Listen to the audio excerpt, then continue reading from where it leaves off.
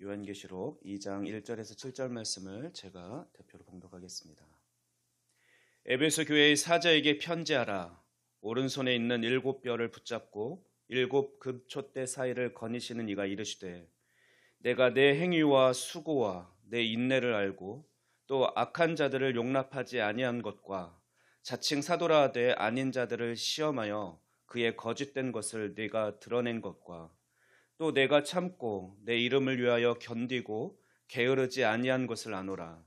그러나 너를 책망할 것이 있나니 너의 처음 사랑을 버렸느니라. 그러므로 어디서 떨어졌는지를 생각하고 회개하여 처음 행위를 가지라. 만일 그리하지 아니하고 회개하지 아니하면 내가 네게 가서 내 촛대를 그 자리에서 옮기리라. 오직 내게 이것이 있으니 내가 니골라당의 행위를 미워하는도다. 나도 이것을 미워하노라. 귀 있는 자는 성령이 교회들에게 하시는 말씀을 들을지어다. 이기는 그에게는 내가 하나님의 낙원에 있는 생명나무의 열매를 주어 먹게 하리라. 아멘. 이 시간엔 처음 사랑을 회복하라는 제목으로 함께 은혜를 나누고자 합니다. 지난주 월요일부터 요한계시록 말씀을 함께 살펴보고 있습니다. 요한계시록은 하나님의 모든 계시의 완성입니다. 요한계시록은 신약의 다른 책들과 마찬가지로 우리에게 복음을 알려주고 있습니다. 따라서 요한계시록을 읽을 때 우리는 구속사적인 관점에서 읽어야 합니다. 예수님의 초림으로 종말이 이미 시작되었고 또 예수님의 다시 오심으로 재림으로 종말이 완성된다는 복음의 메시지가 요한계시록에 분명하게 기록되어 있습니다. 요한계시록은 총 22장, 22장으로 구성되어 있지만 구조는 간단합니다. 서론, 또 중심 내용, 끝맺는 말 크게 세 부분으로 구분됩니다. 서론은 1장 1절에서 8절까지 말씀이고 중심 내용은 1장 9절에서 끝장의 22장의 5절까지 말씀이며 또 끝맺는 말은 22장 6절에서 21절까지 말씀입니다. 요한계시록의 중심 내용은 크게 4가지 환상으로 구성이 됩니다. 그리스도 환상, 하늘에서 본 환상, 광야에서 본 환상, 크고 높은 곳에서 본 환상입니다. 요한계시록 2장과 3장은 우리 지난 금요일에 살펴본 그리스도 환상에 이어서 이제 그리스도께서 요한을 통해서 7 교회에게 전하라는 하나님의 말씀입니다. 7 교회에 편지한다는 1장 4절 말씀의 언급은 이제 요한계시록이 실제 이 편지를 읽을, 이 전하는 메시지를 읽을 대상이 있었음을 말씀해 주시는 것이죠.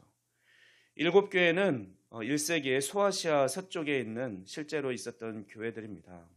그러므로 요한계시록은 오늘날 우리들의 관점에서 우리들의 문화와 우리들의 생각과 우리들의 어떤 관점에서 이해하기보다는 우선적으로는 1세기 소아시아 교회 입장에서 이해하려고 읽어야 합니다. 요한계시록은 생존이 위태로울 만큼 그렇게 큰 박해를 받고 있는 교회들에게 경고하시기도 하시고 또 안심시키기도 하시고 칭찬하시기도 하시며 격려하는 말씀으로 기록되어 있습니다. 이 편지는 각각의 교회의 행위를 아시는 주님께서 교회를 격려하며 그들에게 회개를 촉구하고 또 박해를 받는 동안 인내하라고 그렇게 권면하는 내용들을 담고 있습니다. 그러나 동시에 모든 교회에 전하는 말씀으로 또한 받아들여야 합니다. 7 교회가 아니니까 우리랑은 상관없어가 아닙니다. 7이라는 숫자가 교회의 완전한 숫자를 가리키는 상징적인 의미 때문에 그렇습니다. 즉 요한이 7 교회에 편지를 보냈지만 7 교회는 이방인을 대표하는 의미가 있으므로 요한계시록의 내용은 당대의 7 교회뿐만 아니라 장차 오는 모든 교회를 위한 것입니다. 실제로 우리가 2장과 3장을 이제 이번 주에서 월요일 다음 주일까지 이렇게 살펴볼 텐데 읽다 보면 편지 각 끝부분에 귀 있는 자는 성령이 교회들에게 하시는 말씀을 들을지어다라고 그렇게 말합니다. 해당되는 그 교회만 그 편지 내용을 들어라 이게 아니라 교회들에게 들으라고 그렇게 권면하고 있습니다. 이것은 모든 교회에서 하시는 말씀임을 강조하고 있는 것입니다. 7교회에게 보낸 편지는 일정한 형식으로 되어 있습니다. 몇 교회에 한두 가지 구성 요소가 빠진 것을 제외하고는 일정한 형식으로 편지를 기록하고 있는데, 받느니, 보내느니, 또 행위에 대한 언급, 또한 신실하지 못한 결과에 대한 경고, 또 인내할 것을 권면하고, 또 귀 있는 자는 들으라는 명령과 함께 이기는 자들에게 주시는 약속으로 구성되어 있습니다. 7교회에 보낸 편지를 이 형식에 따라서 각 내용을 제가 표로 책을 참고해서 정리했는데, 단톡방에 올려드렸고 또 출력물로 몇 장을 출력해 왔으니까 참고하시면서 다음 주일 말씀까지 이렇게 참고하시면 되겠습니다.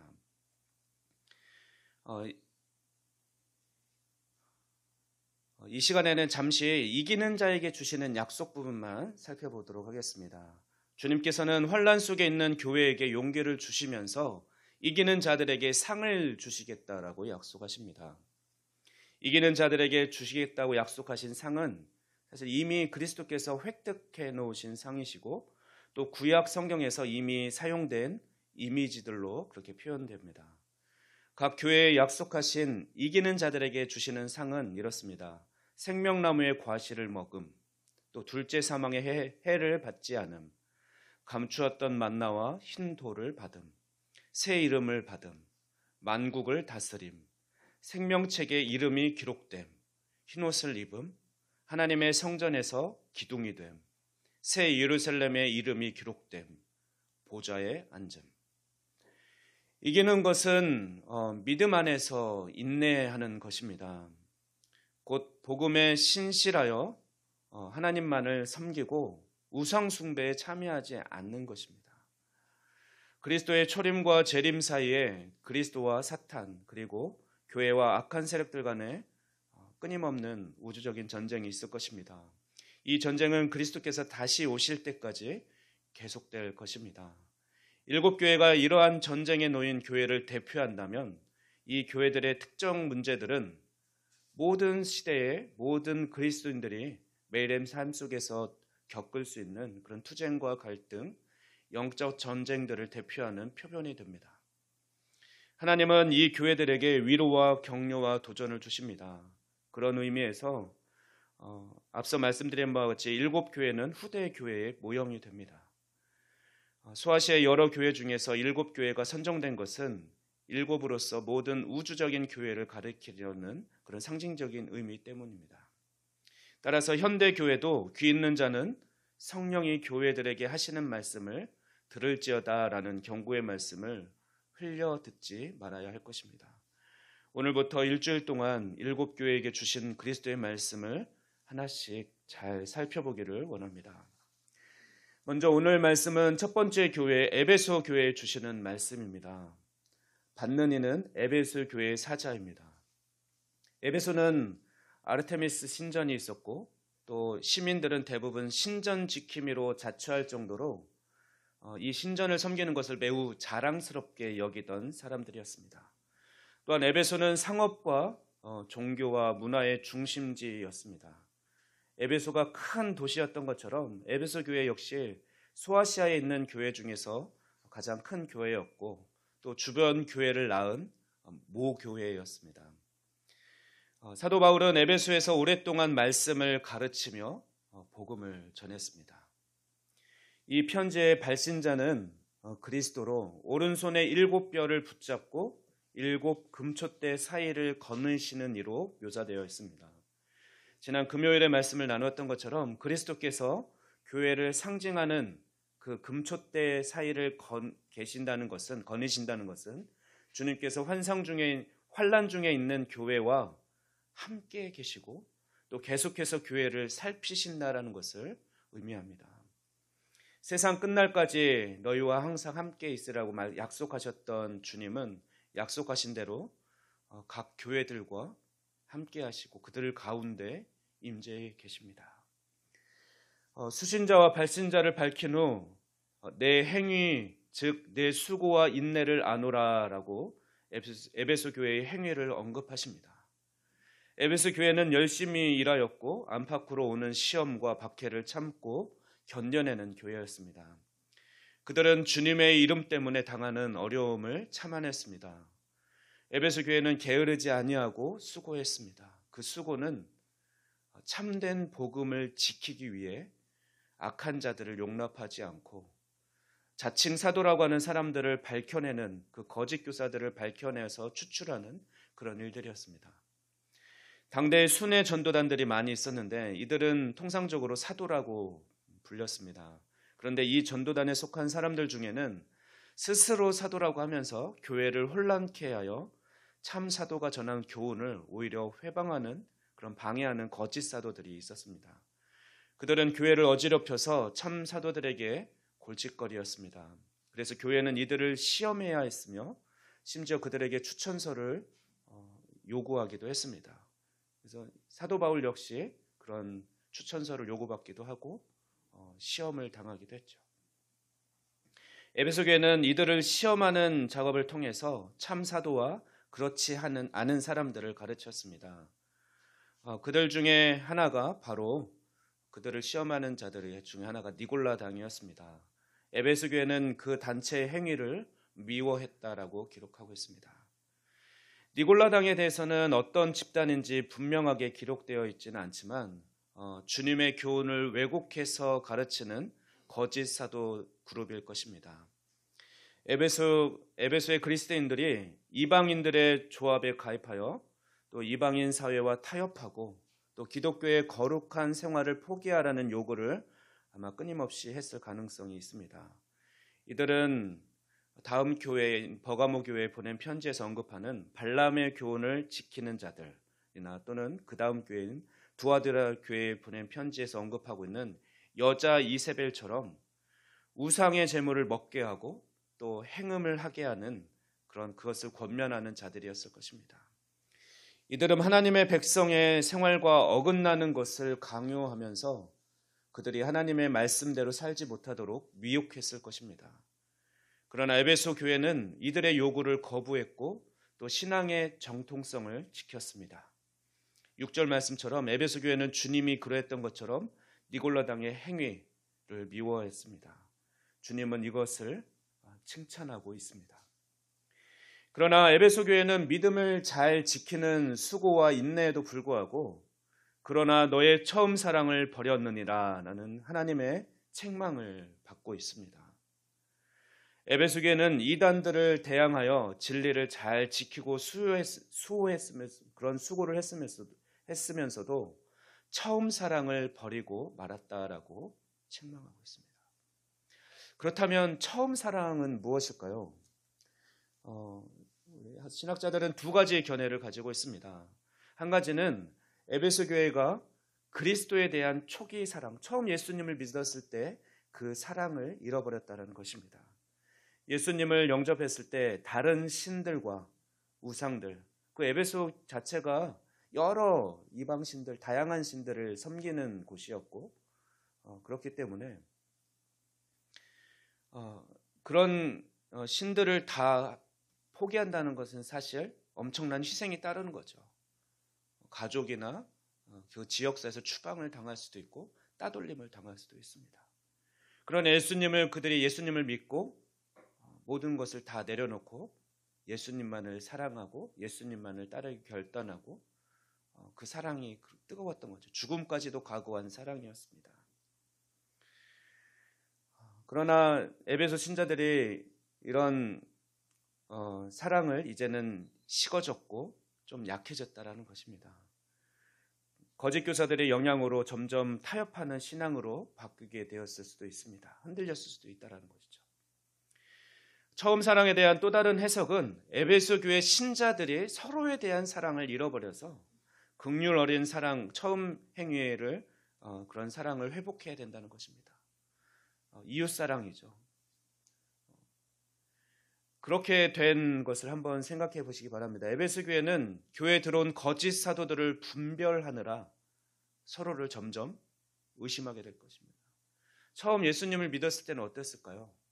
조건 없이 자기들을 용납해 주시고 사랑해 주신 예수님의 사랑을 본받아서 그 사랑에 감격해서 옆에 있는 자 또는 다른 사람들을 기쁨으로 사랑하고 섬기기를 힘썼을 것입니다.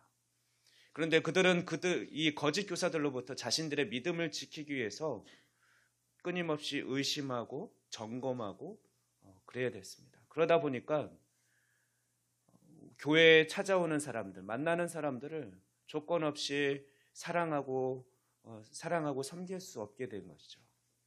점점 더 의심하게 되었고 뭔가 조건을 따지게 되었습니다. 그러면서 그들의 정통적인 그런 믿음을 지켜내려다 보니까 그 사랑이 옆에 있는 성도를, 옆에 있는 이웃을 사랑하는 그 사랑이 점점 더 메말라 갔다라는 그런 관점으로 보는 신학자들이 있습니다. 에베소 교회는 교리적으로는 칭찬을 받을 만했지만 너희가 믿음을 잘 지켰다, 거짓 교사들을 잘 배척하고 그들을 잘 색출해내고 잘했다로 칭찬을 받았지만 이런 삶을 살다 보니까 오히려 사랑이 부족한 교회가 되었습니다. 정통신앙을 지키는 최대 강점이 이웃사랑을 잃어버린 최대 약점을 지닌 교회가 된 것입니다. 그런데 방금 두 가지 관점으로 처음 사랑을 말씀드렸는데 이 두 가지는 저는 서로 관련이 깊이 연관이 있다라고 생각합니다.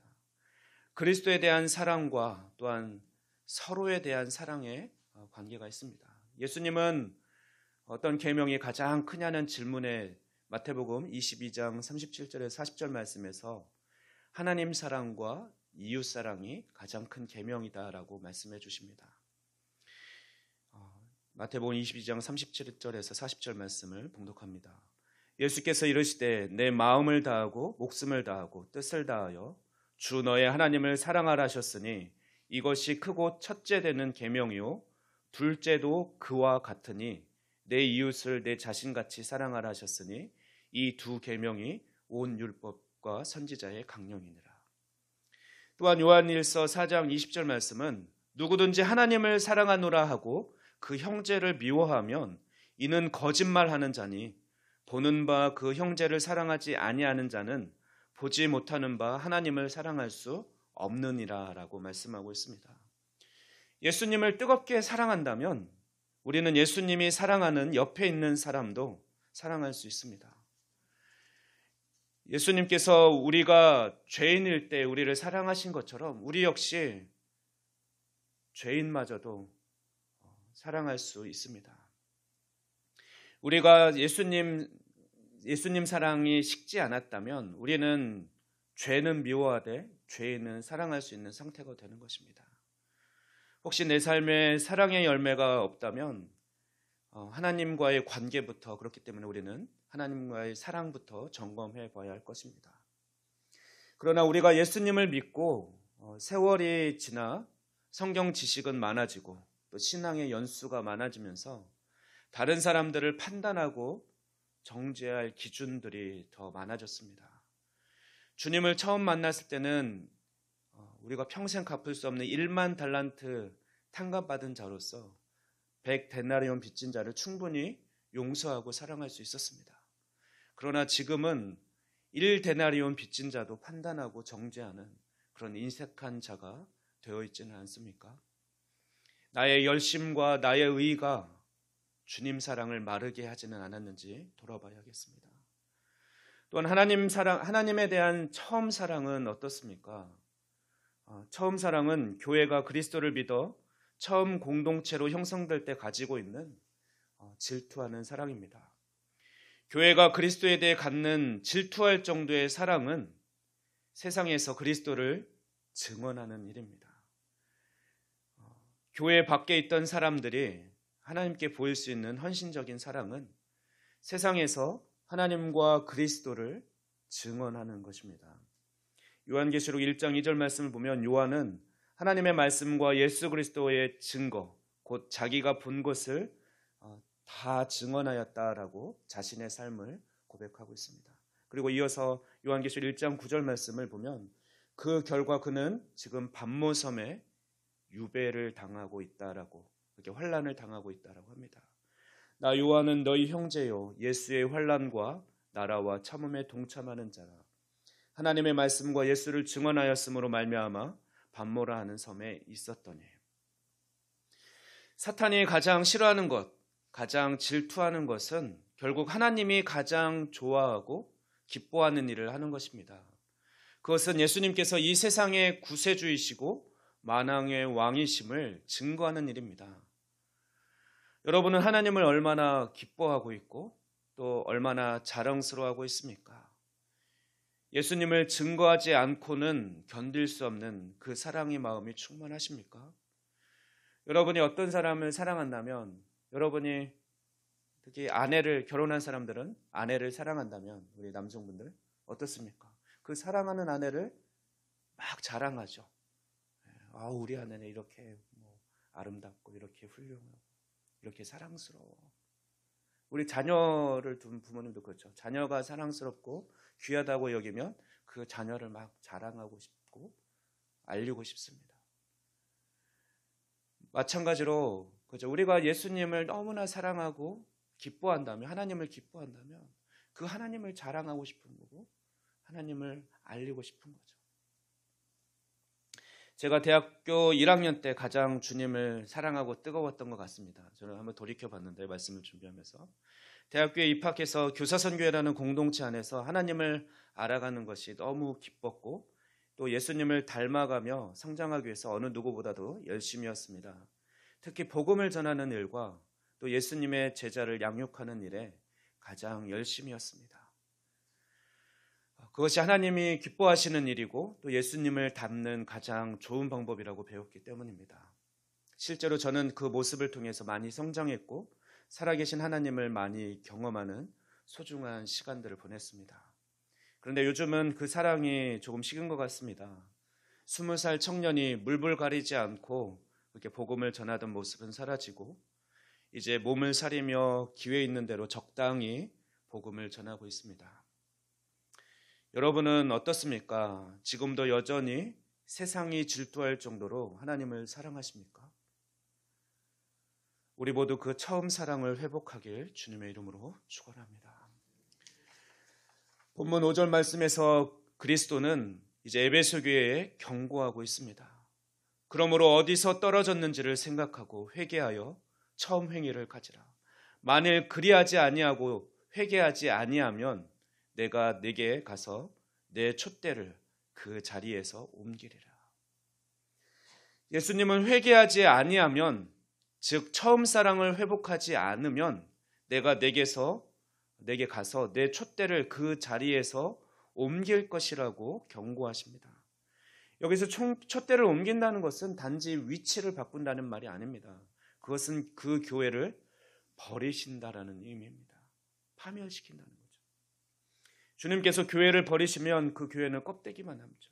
모양은 여전히 교회라는 간판을 달고 있을 수 있지만 하나님이 더 이상 그곳에 함께 하시지 않겠다라는 그런 엄청난 경고이신 것입니다. 주님께서 교회를 버리시면 교회는 껍데기만 남게 됩니다. 그러므로 주님의 경고와 함께 그런데 주님은 그 경고와 함께 에베소 교회에게 그들이 문제를 해결할 방법을 함께 제시해주고 있습니다. 5절 전반부를 보면 어디서 떨어졌는지를 생각하고 또 회개하여 처음 행위를 다시 가져라, 회복해라고 말씀하십니다. 다시 처음 그 사랑의 행위를 반복하라고 말씀하십니다. 3단계죠. 1단계는 신앙생활 초기에 가졌던 뜨거운 사랑을 다시 생각하라는 것입니다. 즉 현재 그들의 상황이 초기에 하나님에 대한 전적인 사랑에서 왜 멀어지게 되었는지를 살펴보라는 것입니다. 그 다음 2단계는 하나님 앞에 겸손하게 회개하는 것입니다. 회개는 잘못의 책임을 전적으로 자기에게 있음을 고백하는 것이며 그 잘못으로부터 완전히 돌이키는 의지적인 결단을 뜻합니다. 그리고 이 회개는 즉각적이고 또 단번에 이루어져야 합니다. 마지막 3단계는 다시 처음 행위를 가지는 것입니다. 아무리 죄의 고백과 결단이 있더라도 행함으로 나타나지 않으면 소용이 없습니다. 회개의 참된 증거는 구체적으로 변화된 행동과 삶을 통해서 나타나기 때문입니다. 에베소 교회 제시해 주신 문제 해결 방법을 영어로 정리하면 3R입니다. 1단계 생각하라, remember. 그다음에 2단계 회개하라, repent. 그다음에 3단계 처음 사랑의 행위를 반복하라, repeat입니다. 이 3R의 법칙에 의해서 처음 사랑을 회복하는 자에게는 약속된 승리가 주어지지만 처음 사랑을 회복하지 않는 자에게서는 그 촛대를 옮기실 것입니다.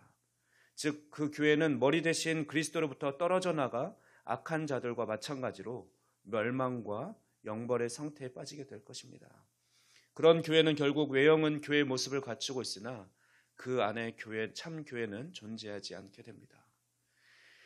7별과 7촛대는 교회에 증언하는 역할을 강조하고 있습니다. 빛을 나타내는 촛대로 그래서 예수님께서는 말씀하시고 계신 거죠. 촛대는 교회를 가리키는 상징입니다. 어둠의 불을 밝히는 것이 촛대의 첫 번째 기능이며 또한 중요한 역할입니다. 이스라엘은 이방인들에게 빛을 발하라고 부름을 받았습니다. 하나님 나라 백성들은 또 세상의 빛으로 부름을 받았습니다. 빛을 밝히는 그 교회의 사명, 교회의 역할은 곧 하나님의 말씀을 증언하는 것입니다. 우리는 우리의 사명을 회복해야 할 것입니다. 이제 에베소 교회에 전하는 편지의 마지막 문장은 이기는 자들에게 주실 상에 대한 약속으로 마무리됩니다. 예수님은 에베소 교회에게 이기는 자에게는 하나님의 낙원에 있는 생명나무의 열매를 주어 먹게 하리라는 약속을 해주십니다. 이기는 자는 단지 순교자만 해당되는 것이 아니라 그리스도를 믿는 모든 그리스도인에게 해당됩니다. 그들에게 약속된 상은 특정한 몇 사람만 차별적으로 보상받는 특별한 상급이 아니라 그리스도인들 모두가 받는 최종적인 구원을 의미합니다. 그들은 구원을 상속받을 것입니다. 하나님의 낙원에 있는 생명나무의 과실을 먹는다는 것은 죄 용서를 받고 거기에 따라오는 하나님과의 친밀한 임재를 경험하는 것을 의미합니다. 생명나무와 하나님의 낙원의 생명을 주는 하나님의 임재를 상징하는 것이죠. 이것은 아담의 타락으로 인하여 상실됐던 하나님 나라와 그 나라의 복인 생명의 풍성함을 상속받을 것이라는 약속입니다. 그런데 어떻습니까? 우리는 지금 그리스도 안에서 이미 그 생명을 누리고 있습니다. 그래서 하나님 나라를 미리 맛본 자들인 것이죠. 미리 맛봄을 받은 사람은 장차 올 하나님 나라에서 영생을 얻은 것입니다. 하나님의 나라가 이미 왔으나 그러나 아직 절정에 이르지 않았듯이 낙원에 참여하는 것도 이미 우리는 맛을 보았지만 완전히 그 완전한 생명을 우리가 확보하지는 못한 것이죠. 이 이미와 아직의 종말론적인 긴장이 우리의 삶 가운데는 이 세상을 살아가는 동안에는 남아있는 것입니다. 주님 다시 오실 때까지 완전한 하나님 나라가 임할 때까지 그렇기 때문에 우리는 이 세상이 질투할 정도로 하나님을 사랑하는 그 사랑을 잃지 말고 늘 회복해야 할 것입니다. 우리는 성령이 하시는 말씀을 이 시간 귀 기울여 듣고 하나님만을 기뻐하고 자랑하는 우리 모두가 되기를 주님의 이름으로 축원합니다. 기도하겠습니다.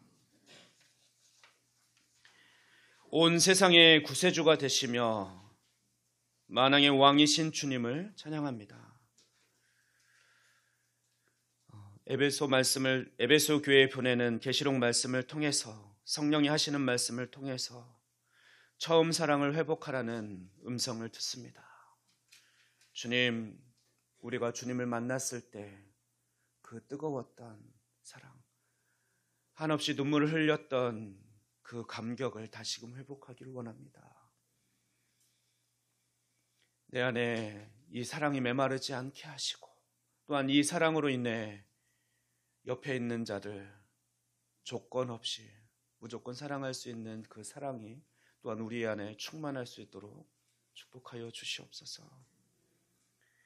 하나님만을 기뻐하고 자랑하는 우리 모두가 되도록 주님 다시금 뜨겁게 우리의 사랑을, 처음 사랑을 회복시켜 주시고, 성령님 우리를 붙드시며 우리의 촛대가 꺼지지 아니하도록 늘 승리의 그날까지, 최후의 승리 그날까지 친히 인도하여 주시옵소서. 감사드리며 이 모든 말씀 우리 주 예수 그리스도의 이름으로 기도하옵나이다. 아멘.